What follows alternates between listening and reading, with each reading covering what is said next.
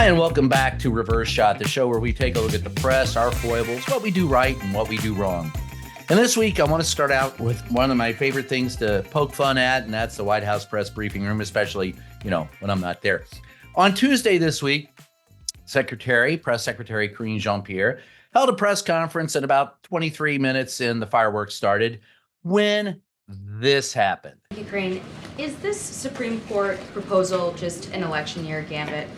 Wait. Can I answer this extremely cynical and amazingly self-serving question? Hell, let's let Karine do it.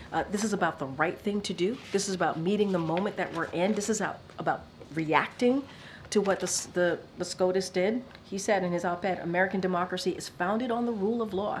No one, not the president, not the Supreme Court, are above the law. But just to follow up on Jackie's question, if Supreme Court reform does not pass, and it seems unlikely under this Congress that it will, what does the president hope his effort will accomplish? Is it to get the American people used to the idea of the need of reform? Is it a message to Justice Roberts? What does he think this could this would lead to? Come on, man.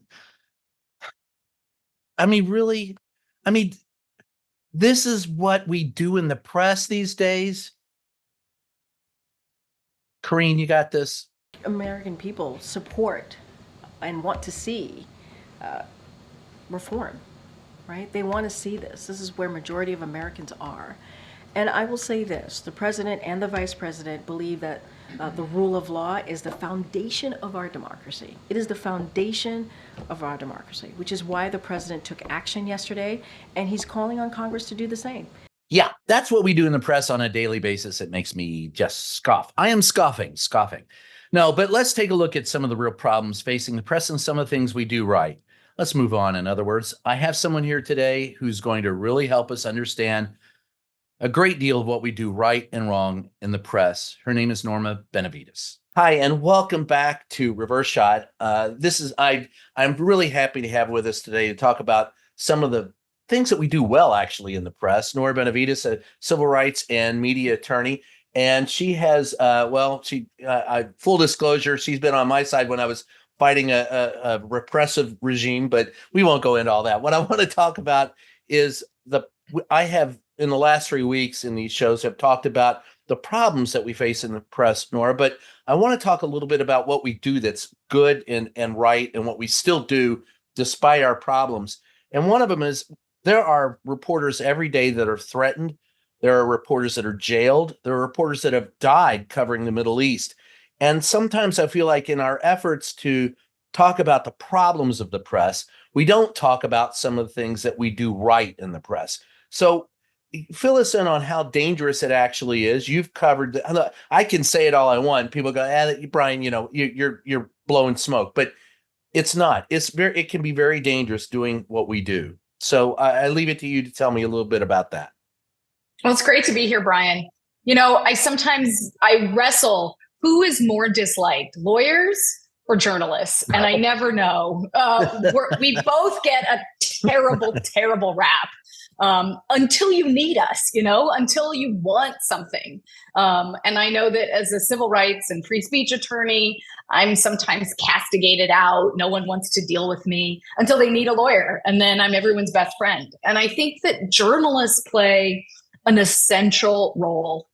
And you guys get a really bad reputation. You press people, you ask really difficult questions. And frankly, we live in this era, no one wants to deal with difficult questions. No one wants to look at that. We don't want to look at ourselves. So I think the most important thing journalists do is serve as a watchdog. Journalists offer us all the opportunity to understand what's really happening behind closed doors. And at the local level, let's talk about the whole world, but at just the smallest local level, what happens when we don't have local news? We know that local salaries and corruption in government go up. People are less likely to be registered to vote, know when they should vote. People are less likely to run for office. People are just less engaged generally when there isn't strong local media in their community. So many people nowadays say, I feel like the process is too hard to understand. I feel alienated. And journalists help shed a light on issues. The best journalism makes sense of things that feel too complex normally. But there's even more. And as you mentioned at the top, I mean, I've been working on authoritarian tactics that target and repress journalistic coverage of issues that leaders don't want known more widely. And so I think there's this other thing that journalists do, which is kind of serve as the best example for humans. They're out on the line, putting sometimes their bodies and their entire reputation on the line to try to uncover issues that everyday people like me might have no idea otherwise. It can be wartime, like you say, it can be protests, journalists that cover protests and get arrested or beaten up. It can be during violent conflict when people risk everything to show us something that we would never see. Yeah, and what I often say is, they talk about first responders, and reporters often are among the first responders. In fact, when there's gunfire or a fire or a crash, the journalists are the guys running to the fire, to the gunshot, to the, and we do it oftentimes, and you can speak to this better than I. Low pay is, it's to be a community newspaper reporter is to basically, I know people that work for $50 an article. How do you live on that? There are people that really just are struggling to survive and yet still doing their job. And there was one thing I was reminded of. I think it was Jerry Seinfeld. When he was younger, he said things have really changed. Everything is about money today. But when he was younger, didn't matter who made the most money. It was who had the cooler job. And, you had the cooler job, you won. Well, being out there and witnessing all of humanity and its best and worst, I always thought was pretty cool. But nowadays, not only is it not cool and it still doesn't pay. It's not cool and it still doesn't pay. But where do you think the audience misses the point, and where do we fail in providing them the necessary information? Well, democracy is not sexy. We failed at making it a sexy topic. And I think that journalists need to take that cause up. And so do editors, at the highest levels of news organizations, because the statistics are just damning. People are disengaged, apathetic, feel increasingly here in the United States that the other political party could be evil. These are all precursors to violence. And we're unfortunately closer than we've ever been to deep, aggressive action that moves from emotion that we feel to the real world. Journalists have to cover these things, that would help us make sense of who we are, how we have changed, and to remind people that the most essential building blocks for democracy are getting out there and being engaged, us voting, understanding the basics of things that should matter. Well, you mentioned something that's been one of my hot topic points is local journalism and community journalism. That's where we may disagree politically nationwide, right? There's the far right, the far left, the people in the middle, people not in the middle, libertarian, whatever. But everybody wants a paved road to drive on, make sure the police work, the fire department works, the schools work, and by God, the stoplights. Exactly. Work. And all of that. Yep. And to be honest, there are people who still want to cut the picture of their kid playing t-ball out of the local paper and putting it on the refrigerator. That sense of community is what I think is missing in journalism. That's the backbone of journalism that's missing, and we don't support it, and we don't have much of it left. Vast news deserts across this country where there is no local news. Yeah. Well, I mean, there are thousands less jobs than there used to be 15 years ago for journalists. And that's terrible. I think it's no excuse, though, for journalism to somehow get a free pass, though, you're just understaffed.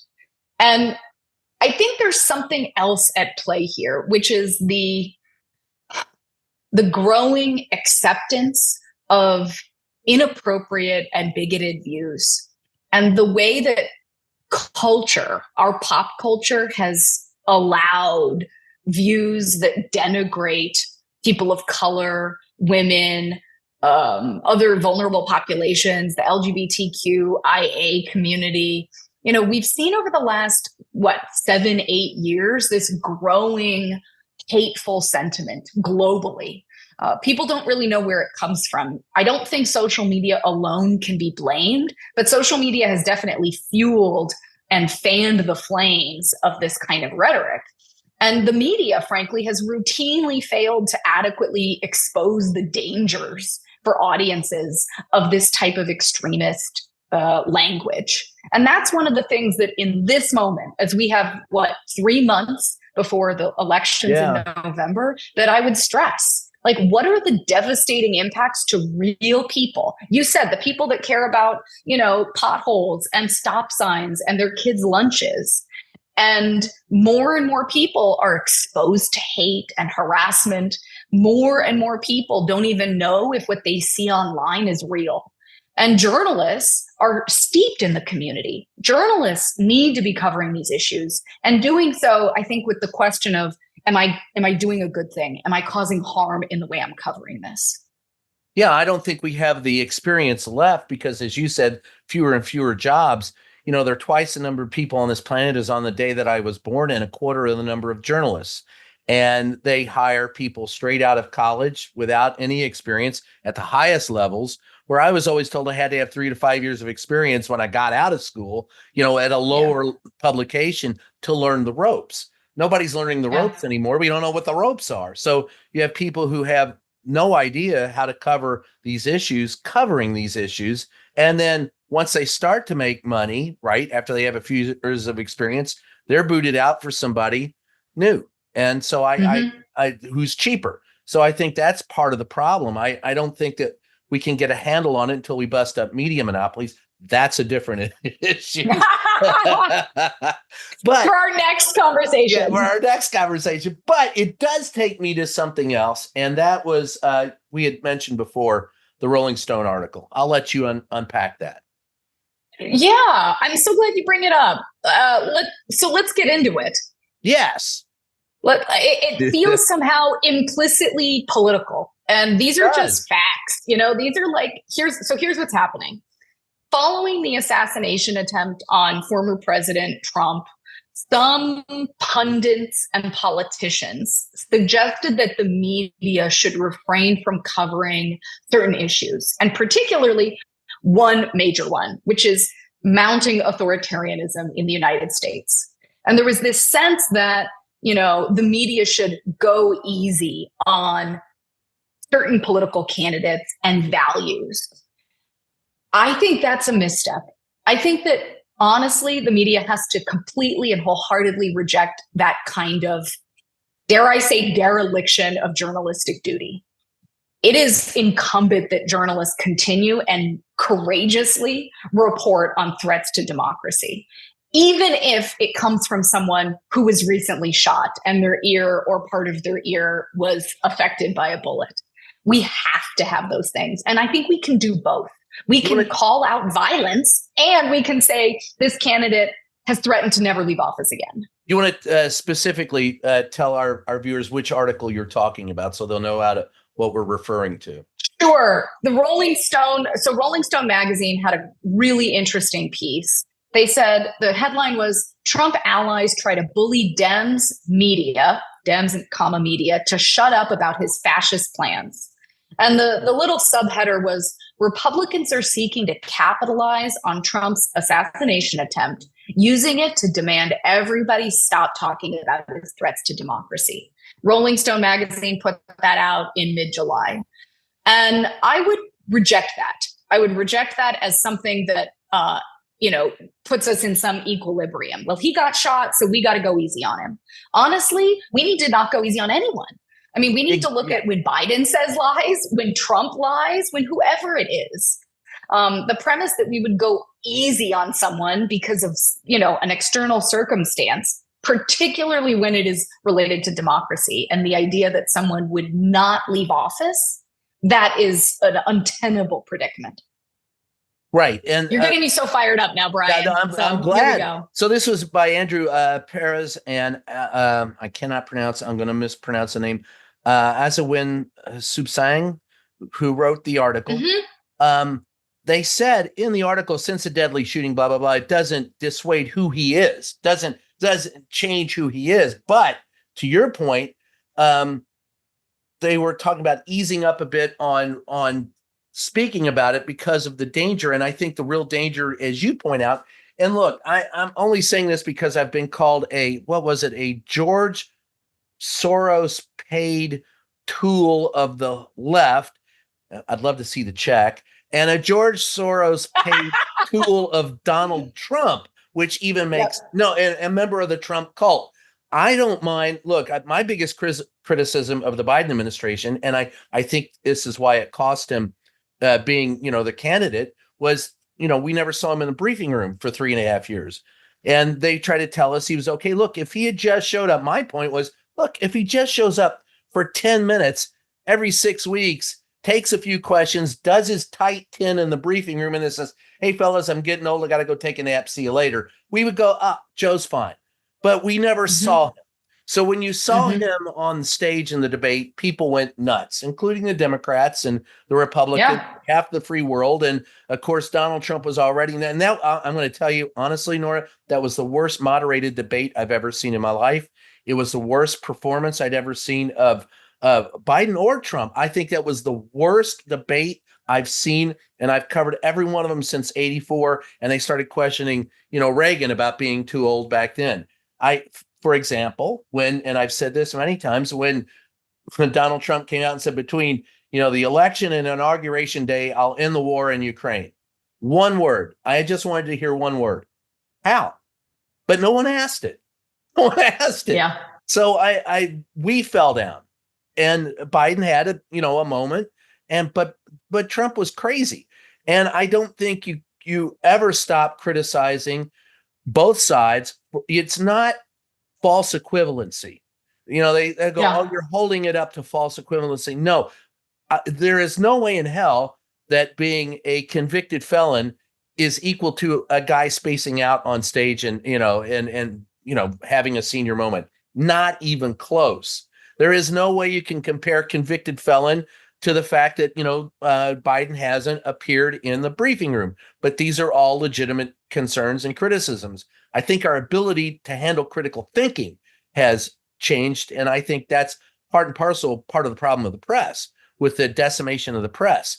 But to your point, at the end of the day, if you back off, you're not doing anybody any favors. Well, you're so good at not backing off. You, Brian. Well, thank you, ma'am. It's a tall order, because on the one hand, the journalistic community, wants to gain trust from communities, to get in and to really understand what I think are essential answers that would inform your work. Like, what do readers want? What do audiences want? I'm sure there are questions they don't have answers to that you, the media writ large, could try to grapple with for them. Yeah. But people don't trust the media. And so you're in this odd predicament of you're damned if you do and you're damned if you don't. You got to get in with community who don't trust you, only to give them information that often they won't read, or you don't know who's reading. And I think that's another issue. Like, I was in an Uber. It's a short story. I was in an Uber the other day, and I said, what do you think of Trump and Harris? What do you think of the brat summer concept for Harris? And my Uber driver had no idea what I was talking about. I am referring, of course, to Charlie XCX anointing Kamala Harris as a sort of, what's called a brat. It's a compliment for young folks in the Gen Z community here. And it's been a real calling card, I think, online. I found out this guy had never heard of it, had no idea what brat was, didn't even really know that Kamala Harris was engaging online with that green color that Charlie XCX uses. And it just really made me realize how we all have no idea what set of facts other people are using and operating with. Like, we have no clue. Yeah. Well, So how are you supposed to do your job? Like, who's reading your articles? Who's changing their mind because of your amazing coverage? Do we know? No. It's kind of just a total chaos environment. You know, and speaking to that chaos, the story I often tell about people going, I don't understand Trump. I don't understand him. And I go, well, and I don't understand how people love him. I go, well, I can give you an example. And it was a light bulb moment for me. We were at in Monroeville, Pennsylvania, at a Trump rally, and I was sitting at the desk. Trump had pointed us out as fake media, and there was a woman who was coming by. She's bitching at me, and then she saw Jim, my buddy Jim Acosta, standing over, doing a live shot. And she goes, I hates me some Jim Acosta. I hate Jim Acosta. I said, actually, he's a pretty nice guy. And she goes, would he take a picture with me? I go, I'm sure he would. So she walks over. I got it on tape. Jim puts his arm around her. They take a picture. He talks for a few minutes. She comes back. Now, mind you, this woman had a MAGA hat on. She had on a I'd rather trust Putin than NBC, a homemade, t-shirt. I'd rather trust Putin than NBC, CBS, MSNBC, CNN, the whole bit. And she was right in there, deep red, deep Trumper. She walks back after talking to Jim and she goes, I loves me some Jim Acosta. He's such a nice boy. And it dawned on me then that the appeal that Trump has is simply that people feel like they're being noticed that weren't noticed before. Now, he appeals to your worst angels to get it done. And that there are people who feel like he speaks for them. And, when people say, how do you vote for a convicted felon? I remind people that most of the people, and I'm not casting aspersions, I'm simply stating a fact. A lot of people that support Donald Trump have family members or friends that are convicted felons, and it doesn't matter to them. It's how do you appeal? How do you appeal? And that's where I feel like we have not done our job very well, is explaining to people the appeal that Trump has. The lack of knowledge that you speak to in your Uber ride is what it's, on one hand, it's the dissemination of news across, the internet and anonymous, people posting anonymously, and you can't tell if it's a real journalism source, turn to us for news, and it's not a real journalism source.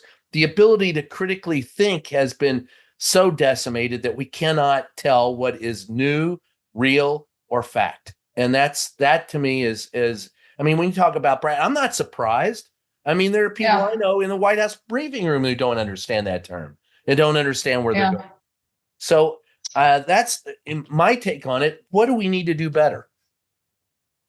Well, first, give context for people, because you're saying, I think you're spot on, that people's critical thinking, I don't even know if it's low. People don't even aspire to go very deep on issues now.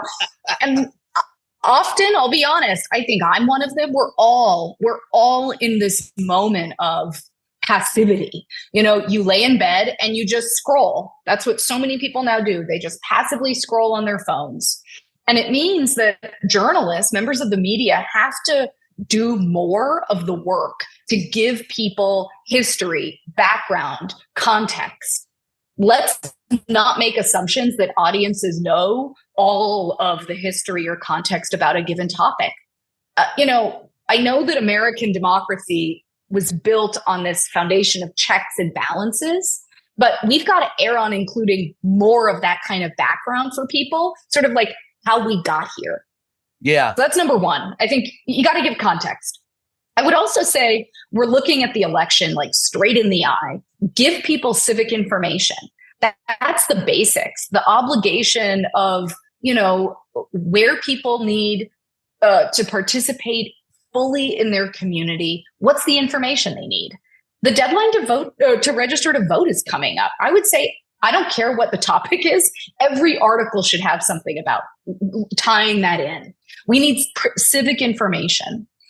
And then I guess, as always, you're going to get me going on this, which is take seriously threats to the rule of law and institutions. Yes. Because we're looking at very real threats. When a party or candidate or a platform applauds illegal activity, I think journalists need to name that and not joke about it. Yes. Just over the weekend and on Monday, Elon Musk posted a deep fake of one of our candidates, presumptive nominee Kamala Harris, and he joked about it. He made light. And that's sort of what he does all the time. He does humor, parody of very serious, sometimes offensive topics. And I would say journalists need to bring a more serious tone to say, look, this isn't a laughing matter. When Paul Pelosi was attacked in his home, Elon Musk laughed. When he read something Elon Musk posted that Europeans have biological superiority. Like, journalists need to take these types of horrendous claims seriously, and particularly ahead of November. And we could talk about this for a long time, and we will not have you back. But I really appreciate that. I like one final question I have for you. When people don't understand what it is that journalists do, and we started out this conversation about the very serious things that we do. It's hard to hold people accountable when you don't make the pay. But people have gotten so used to getting free news that they no longer want to pay for it. Don't. Mm-hmm. And so pay remains low. What is your assessment of the future of journalism? Do you have hope that it gets better? Or are you fearful that we're staring at the end times for journalism? I could not do what I do and not have hope, is the truth, because God I would bless be deeply depressed.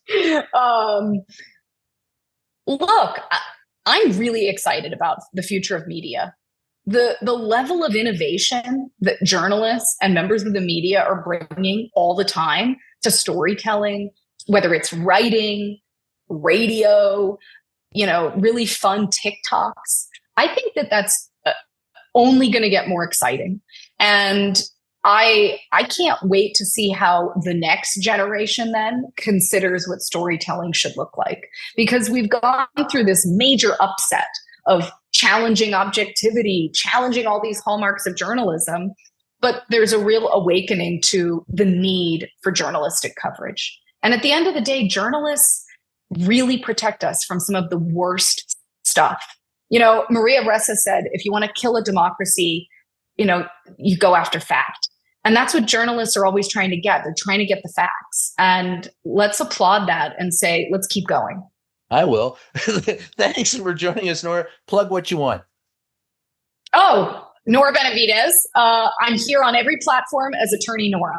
And so this entire fall, I'm monitoring social media for misinformation. We're talking a lot about how people can get engaged in the election process, whatever you want to be doing. And we're launching a huge campaign to inspire and spark excitement about what democracy could look like for all of us. So tune in. We're at freepress.net for my day job, at Free Press, of course, and then online, Attorney Nora. Thanks, Brian. Thank you, Nora. Love you. Yay! You're the best. You are too. So that's it for Reverse Shot this week. I want to thank you for joining us. As always, I love to poke fun at some of the stupid things that we do, while also trying to point out some of the things that we do well and some of the things that need to get better. We're not going to get the press better, folks, until we change it. So during the last 5 or 6 months of the Biden administration, I implore them to do one thing. President Joe Biden has asked for a reform of the Supreme Court. Now it's time to ask for a reform of the press. Bust up the media monopolies. Support the Press Act as introduced by Jamie Raskin. And for the love of God, let's go back to some of the guidelines and guide rails which made the press not always the best, but at least trustworthy in presenting vetted facts. Otherwise, we're all doomed. Anyway, that's my hopeful solution. Thanks for joining us. We'll catch you next time.